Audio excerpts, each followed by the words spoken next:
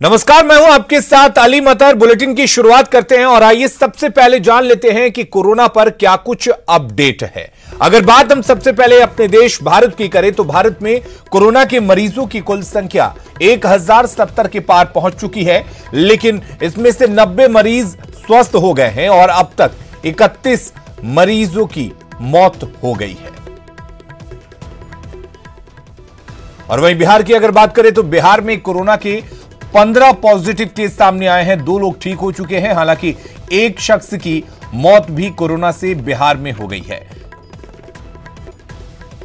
और वहीं झारखंड की बात करें तो झारखंड एक ऐसा राज्य बना हुआ है जहां कोरोना का एक भी मरीज नहीं मिला है, एक भी पॉजिटिव केस सामने नहीं आए हैं। तो सब और जान लेते हैं कि पूरे देश में क्या कुछ हालात हैं। भारत में कोरोना से अब तक 31 लोगों की मौत हो चुकी है। अगर हम बात करें लॉकडाउन की तो लॉकडाउन को बढ़ाने की खबर से केंद्र ने फिलहाल इनकार कर दिया है, यानी कि लॉकडाउन की तिथि आगे बढ़ेगी नहीं, इस पर अभी फिलहाल कोई सहमति नहीं बनी है। राज्यों की सीमाएं पूरी तरह से सील करने के निर्देश दे दिए गए हैं। लॉकडाउन तोड़ने के लिए गुजरात के सूरत में कई मजदूरों को गिरफ्तार किया गया है। उनको लॉकडाउन तोड़ने के आरोप में गिरफ्तार किया गया है। दिल्ली में कोरोना के मामले बढ़ते जा रहे हैं। मामले बढ़कर अब 72 तक पहुंच चुके हैं। एमपी के जेलों से 8000 कैदियों को छोड़ने का अमन बनाया जा रहा है। बात गुरुग्राम की करें तो गुरुग्राम की सभी सीमाएं सील कर दी गई हैं। गुरुग्राम में गाड़ियों की एंट्री पर पूरी तरह से रोक लगा दी गई है। कोलकाता में अफवाह फैलाने वाले महिला को गिरफ्तार किया गया है, जो कोरोना को लेकर अफवाह फैला रही थी, उसे गिरफ्तार किया गया है। बात अगर बिहार की करें तो बिहार में 92 सैंपल्स की जांच की गई है। आरएमआरआई की जांच रिपोर्ट में सभी सैंपल्स नेगेटिव पाए गए हैं। हालांकि बिहार में अब तक कोरोना मरीजों की संख्या 15 तक पहुंच चुकी है और आज रात तक बाकी के जो सैंपल्स हैं उनकी रिपोर्ट आएगी। अब देखने वाली बात यह होगी कि कितने पॉजिटिव पाए जाते हैं, कितने नेगेटिव। एक मरीज की मौत भी हो चुकी है। 8 लोग सैफ की वजह से संक्रमण का शिकार हुए हैं। सैफ वही मरीज है जिसकी मौत हो गई थी। पटना के खेमनीचक इलाके को सील कर दिया गया है। बॉर्डर इलाकों में आपदा राहत केंद्र बनाया गया है ताकि दूसरे राज्यों से आने वाले लोगों को वहां ठहराया जा सके। यूपी से 15,000 लोगों को गांव पहुंचाया जा चुका है। पटना कोर्ट के वकीलों ने 14 अप्रैल तक काम को पूरी तरह से बंद रखा हुआ है। बात अगर झारखंड की कर ले तो झारखंड में अभी तक एक भी कोरोना का पॉजिटिव केस नहीं मिला है। जमशेदपुर के एमजीएम में 15 सैंपल्स की जांच की गई है। रिम्स में 40 मरीजों के सैंपल की जांच की गई है, यानी कि जितनी जांच हुई है उसमें अभी तक कोई पॉजिटिव मरीज नहीं मिला है। कोरोना को लेकर स्वास्थ्य मंत्री ने निरीक्षण किया है। एमजीएम के आइसोलेशन वार्ड का निरीक्षण किया गया है। रांची में 24 संदिग्ध लोग मिले हैं। आपको बता दें कि रांची के हिंदपीढ़ी में एक मस्जिद में ये 24 लोग थे जिनको पुलिस ने हिरासत में लिया। उसके बाद आपको बता दें कि ज्यादातर लोग इनमें से विदेशी हैं। 1 दिन का वेतन देंगे जूनियर पुलिस ऑफिसर, यानी कि कोरोना से बचाव के लिए, कोरोना में लोगों को मदद पहुंचाने के लिए यह काम करेंगे।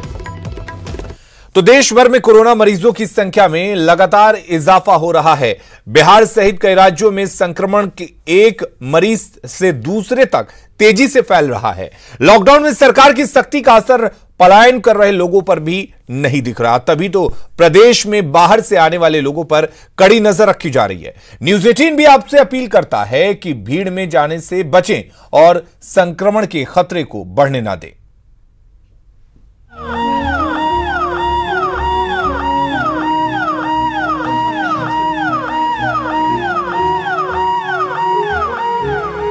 कोरोना के कहर से देश और दुनिया परेशान है।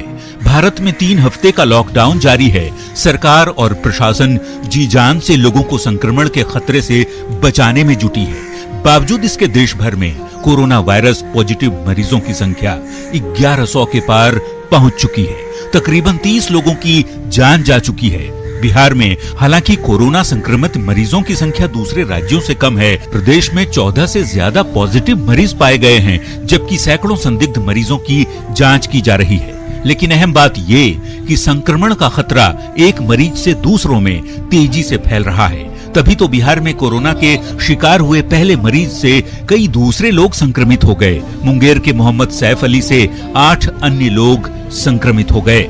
संक्रमण का सिलसिला मुंगेर से पटना तक जारी है और यही डर है जिसने स्वास्थ्य महकमे की नींद उड़ा रखी है। वैसे ये कोई अकेले बिहार जैसे प्रदेश की बात नहीं, बल्कि राजस्थान के अकेले भीलवाड़ा शहर में ही कोरोना पॉजिटिव मरीजों की संख्या 25 तक पहुंच चुकी है। एक मरीज से दूसरे मरीज में फैलता हुआ संक्रमण जिले के भांगड़ अस्पताल के 18 डॉक्टर और कर्मियों को अपनी चपेट में ले चुका है। वहीं कोरोना के दहशत से लोगों के पलायन करने का सिलसिला भी जारी है। रोजी रोटी की तलाश में दूसरे प्रदेशों में रह रहे बिहार के लोग अपने अपने गांव लौट रहे हैं, सैकड़ों किलोमीटर पैदल सफर कर। हालांकि उन्हें बॉर्डर एरिया पर बनाए गए राहत कैंपों में ठहराया जा रहा है और जांच भी कराई जा रही है। लॉकडाउन तोड़ने वालों से पुलिस सख्ती से भी पेश आ रही है। सख्ती इसलिए ताकि लोग सुरक्षित रहें, वायरस के संक्रमण से दूर रहें। बिहार के अस्पतालों में तैनात डॉक्टर दिन रात मरीजों के इलाज में जुटे हैं। मरीजों के सैंपल इकट्ठे किए जा रहे हैं। कई जगहों पर मरीजों को मोबाइल कॉल और वीडियो कॉल के जरिए मेडिकल सलाह भी दी जा रही है। तो लॉकडाउन में कुछ लोग मसीहा बनकर भी सामने आ रहे हैं। कोरोना योद्धा अपने घरों से खाना बनाकर अपनी बाइक और स्कूटर से जरूरतमंदों तक भोजन पहुंचा रहे हैं। सभी का मकसद एक कि लोग अपने अपने घरों में सुरक्षित रहें। न्यूज़ 18 भी अपील करता है कि इकट्ठे होकर या भीड़ में बाहर न निकलें। लॉकडाउन के नियमों का सख्ती से पालन करें। बाहर से आने वाले फौरन अपनी जांच कराएं और संक्रमण के खतरे को बढ़ने से रोकें। Bureau report, news 18। और इधर पटना के खेमनीचक इलाके को सील कर दिया गया है। ऐसा इलाके के 2 लोगों के कोरोना पॉजिटिव पाए जाने पर किया गया है। साथ ही इलाके में रहने वाले एक शख्स की मौत हुई है, जिसकी रिपोर्ट आनी बाकी है। खेमनीचक में 2 पॉजिटिव मरीज मिलने के बाद जिला प्रशासन ने पूरे इलाके को बैरिकेडिंग कर दिया है, सील कर दिया है। पटना के खेमनीचक इलाके से 2 कोरोना पॉजिटिव केस मिलने के बाद जिला प्रशासन ने पूरे इलाके को सील कर दिया है। खेमनीचक जाने वाली सड़कों पर बैरिकेड लगाकर उन्हें बंद कर दिया गया है। लोगों को घरों में रहने को कहा गया है। मामला सामने आने के बाद पूरे इलाके में हड़कंप मचा है। बैरिकेडिंग क्या हुआ? कल परसों से है। आने जाने पर लोगों की पाबंदी लगाई गई है।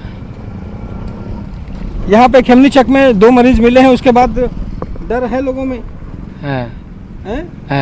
डर है। प्रशासन अपना जो है पूरा काम कर रहा है और पूरे इलाके में जब भी प्रशासन आते जाते रहता है यहाँ, और कोई बड़ा गाड़ी का है नहीं, अभी फिलहाल नहीं है। वहाँ आते जाते रहता है, प्रशासन आते जाते रहता है।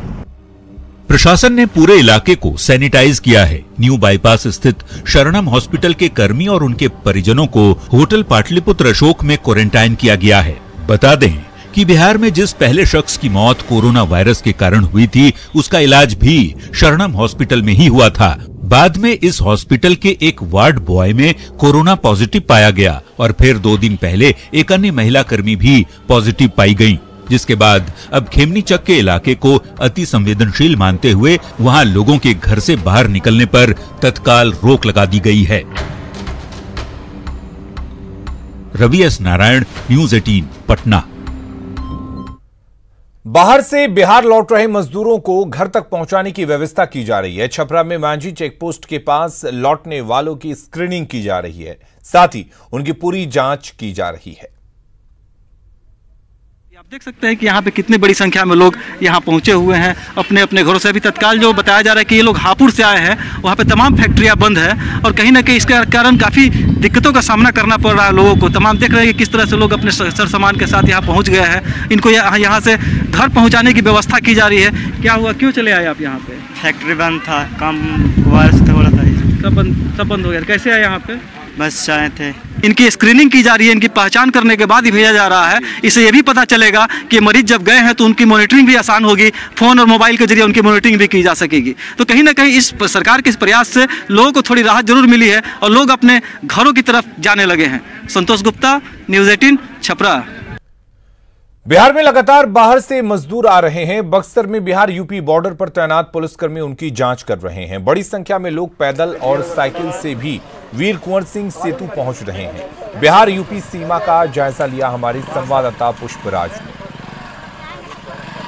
पूरे देश में लॉकडाउन होने के बाद से आपको बता दें कि जो मजदूर जहां फंसे हुए हैं अब वो बिहार में आने लगे हैं। जो जहां के रहने वाले हैं अब वो अपने घर जाने की चाहत में पैदल चल रहे हैं। जिसे जो सवारी मिल रही है उस सवारी के रास्ते बिहार में पहुंच रहे हैं। और आप देख सकते हैं कि ये पूरे जो ये बक्सर का जो ये इलाका है ये बॉर्डरिंग इलाका है। उत्तर प्रदेश को ये रास्ता जोड़ता है सामने से। और हमारे साथ कुछ मजदूर हैं जो उत्तर प्रदेश के रास्ते बिहार में प्रवेश किए हैं। इन्हें यहाँ जिला प्रशासन की जो टीम तैनात की गई है इन्हें रोका जा रहा है और इनका यहाँ टेस्ट कराया जा रहा है। इनसे जानने की कोशिश करते हैं ये कहाँ से चले हैं। ये बताइए कि कहाँ से आप लोग आ रहे हैं? गाजियाबाद से सर। कैसे आए वहाँ से यहाँ तक कैसे पहुँचे हैं? वहाँ से बनारस बस में आए कंपनी के थ्रू, वहाँ से पैदल आ रहे हैं। तो देख सकते हैं जो मजदूरों का जो ये पूरा वर्ग है ये पहुंच रहा है अपने अपने घर पर। और यहाँ हमारे साथ पुलिस पदाधिकारी की टीम भी मौजूद है जो आप देख सकते हैं कि लोगों की जांच कर रही है। जो लोग उधर से आ रहे हैं उसे पूरी तरह से जांच किया जा रहा है, उनके बारे में विस्तृत जानकारी ली जा रही है। हमारे साथ पुलिस के पदाधिकारी मौजूद हैं। सर ये बताया जाए कि सुबह से कुल कितने लोग प्रवेश किए हैं बिहार की सीमा में? सुबह 8 बजे से अभी तक करीब 55 आदमी प्रवेश किए हैं बिहार की सीमा में, जिनको हम लोग यहाँ पे बैठा के इनका एड्रेस ले रहे हैं, इनका नाम नोट किया जा रहा है। इसके बाद हमारी गाड़ी यहाँ पे लगी है। तो आपको बता दें कि सभी लोगों को यहाँ पर जो आश्रय बनाया गया, आश्रय होम बनाया गया है, शेल्टर होम बनाया गया है जिला प्रशासन की तरफ से, जहाँ इन तमाम लोगों को रखा जा रहा है और इनकी स्क्रीनिंग की जा रही है। पुष्पराज, न्यूज़ 18, बक्सर। लॉकडाउन के बाद पटना के बेटा में फंसे मजदूरों को लेकर पटना जिला प्रशासन की ओर से बस भेजी गई है। इस दौरान पूर्णिया के लिए जा रही बस में किस तरह ओवरलोडेड मजदूरों को भरकर ले जाया जा रहा, इसका जायजा लिया हमारे संवाददाता राहुल कुमार ठाकुर ने। अब किस तरह से मजदूर यहाँ जा रहे हैं? बीटा ITI से सर। वो तो ये सभी लोग कहाँ मजदूर हैं? जी कहाँ जा रहे हैं? पूर्णिया सर। पूर्णिया जाँच हुई है इन लोगों की? जी एक जगह जाँच होल हल। सबका जाँच हुआ है? जी। कहाँ से बीटा से आ रहे हैं? बीटे में सर ITI जो है ना, हाँ। ITI में सब कोई चढ़ा है, 2-3 गाड़ी हुआ रहा है। जी मतलब पटना से भेजा गया? जी। तो ये पटना से भेजे गए कुछ मजदूर वर्ग है जो पटना से चले हैं और पूर्णिया तक पहुंचेंगे। अब किस तरह से मजदूर यहाँ जा रहे हैं, गाड़ियों में लदे हुए हैं, सहज देखा जा सकता है। न केवल सीट बल्कि अंदर के साथ साथ जो है बाहर और ऊपर में भी बड़ी संख्या में लोग हैं। लेकिन लोगों के चेहरे पर एक थकान भले हो लेकिन एक मुस्कान ये है कि वो अपने घर की ओर जा रहे हैं। और यही कारण है कि लगातार जो है जिला प्रशासन हो या राज्य सरकार हो, वो हर एक आने जाने वाले लोगों को सख्ती से लॉकडाउन का पालन करने के लिए रोक रही है। सहयोगी कैमरामैन राजेश सिंह के साथ राहुल, न्यूज़ 18 भागलपुर। कोरोना संकट के बीच बिहार सरकार ने पलायन कर बिहार आने वाले मजदूरों के लिए बड़ा फैसला लिया है। बिहार सरकार अब वैसे सभी मजदूरों को स्कूल में ठहराएगी जो दूसरे राज्य से पलायन कर बिहार बॉर्डर पर पहुंच रहे थे। सरकार ने यह फैसला बिहार सीमा पर मजदूरों की बढ़ती भीड़ को देखकर लिया। डीजीपी गुप्तेश्वर पांडे के मुताबिक सभी मजदूरों को 14 दिनों तक आइसोलेशन वार्ड में रखने के बाद ही उनको घर भेजा जाएगा। वो तो मामला हो गया कि बॉर्डर पर बहुत सारे लोग आ गए थे और बॉर्डर पर रखने में असुविधा थी, तो सरकार का निर्णय हुआ उनको उनके यहाँ पहुंचा दिया गया है। लेकिन वो गांव में जाकर के स्कूल में क्वारंटाइन है, 14 दिन के बाद ही वो अपने घर जा सकेंगे और अब कोई नहीं आ रहा है। झारखंड के मस्जिद में एक बार फिर विदेशियों के छुपे होने का खुलासा हुआ है। राजधानी रांची के हिंदूपीढ़ी मस्जिद में 22 विदेशियों समेत 24 लोग छुपे हुए थे। हालांकि जिला प्रशासन की जैसे ही इसको भनक मिली, सभी को खेलगांव में बने आइसोलेशन वार्ड में पहुंचाया गया।